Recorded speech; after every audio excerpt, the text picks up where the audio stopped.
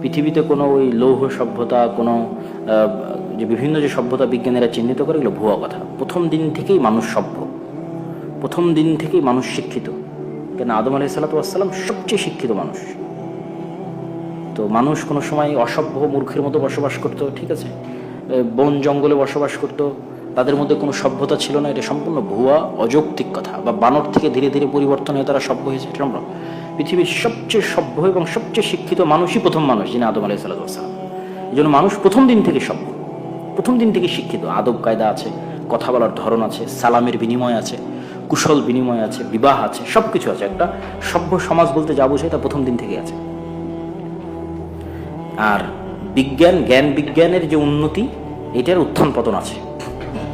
যেমন পিরামিড নিয়ে যদি গবেষণা করা হয়, তাহলে মনে হবে এখনকার চেয়ে তারা বেশি উন্নত ছিল। তাদের ম্যাথের যে ক্যালকুলেশন বা সায়েন্সের যে ক্যালকুলেশন, সেটা এখনকার চেয়ে বেশি উন্নত মনে হয়।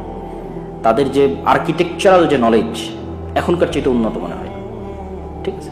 তো এই জন্য সভ্যতা বা জ্ঞান বিজ্ঞানের যেটা, এটা উত্থান পতন হওয়া স্বাভাবিক। এখন যেটা আছে এটাই যে সর্বোচ্চ, এটা বলারও সুযোগ নেই।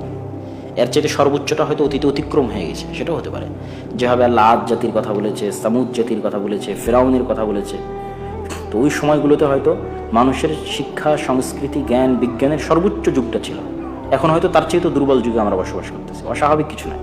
আবার এটারও যে ধ্বংস হবে না, পতন হবে না, সেটাও নয়।